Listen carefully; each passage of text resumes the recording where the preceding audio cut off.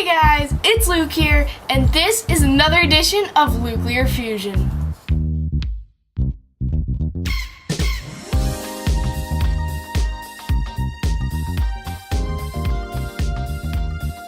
Welcome back. I have another kit for you guys today. It is the 75218 LEGO Star Wars 2018 release of the X-Wing.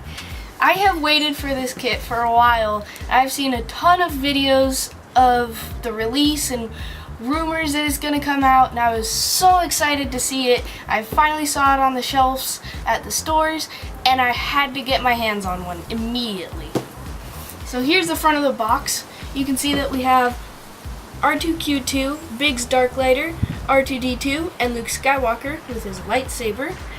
And that's the front of the box. Here's the back of the box. Go. Let's get into it.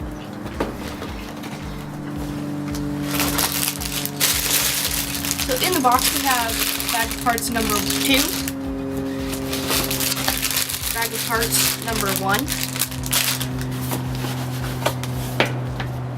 the stickers sheet,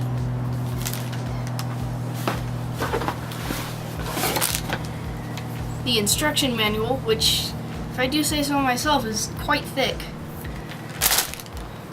I always love it when they do the bigger manuals instead of all the little manuals, because all the little ones get bent up a lot easier.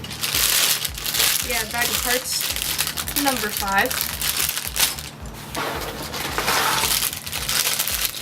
Bag of parts number 3. Bag of parts number 4. Bag of parts number 6. And that's it. Okay, let's get building. Obviously, we're going to start with bag of parts number 1 and the instruction manual. I'm going to speed up this video so you guys don't have to watch me build the whole thing, and I'll see you in a bit.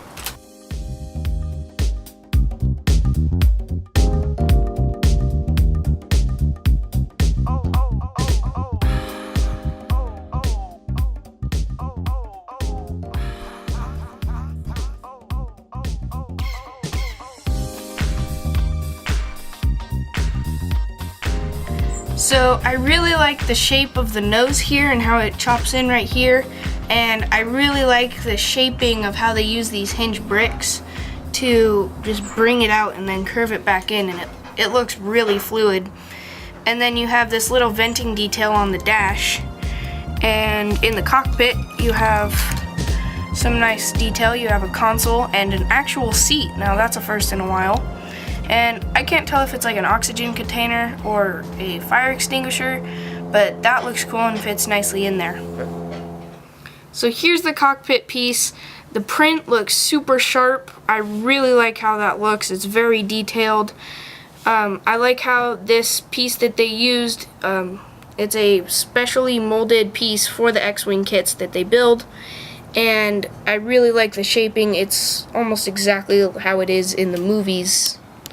And in the cockpit here we have this really nice vent detail on the dash, and inside the cockpit we have a nice printed console and an actual seat. Now we haven't had that for a long time in a Star Wars set.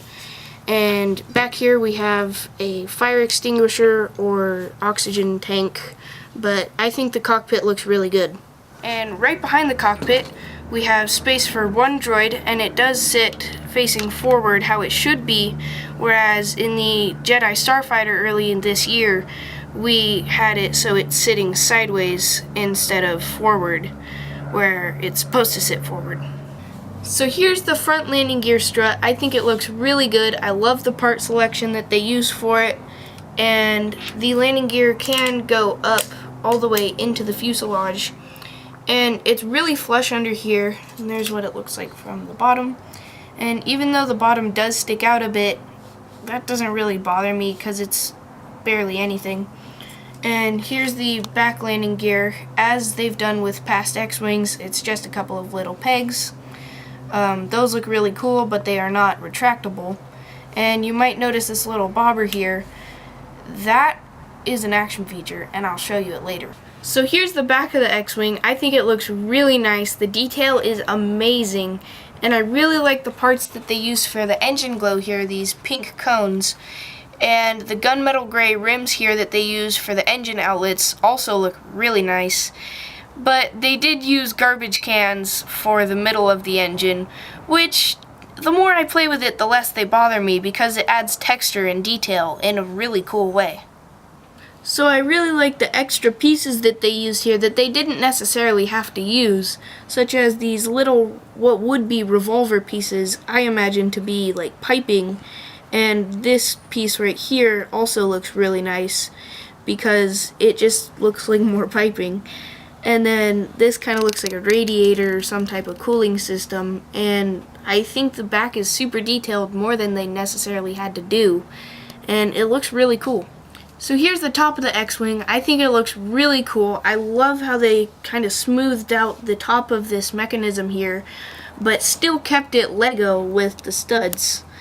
And I like how they use the blue pieces here to like really keep the paint scheme true to that part. And here's the lever for the S-foils. All you have to do is just push that forward, and there we go. I think this looks really awesome, and like it's so cool. You just feel like you want to fly to the next galaxy or something crazy. It's amazing looking, and it's super smooth too the way they did it. They just have these pieces here turning, and those activate the S-foils just like that. So I promised you guys I'd show you what this pin does, and it's special for if you forget to close the S-foils when you land it. It's so that you can land it on a table or whatever surface, and it just hangs out right below the back landing gear, so it goes down and then pushes the S-foils closed. This mechanism works super smooth, and it's a genius way to do it. So on each side we have this white stud shooter, and they look really cool and go along with the entire paint scheme. And to fire them, you just push down on this gray piece. It is the same on the other side, and kapow.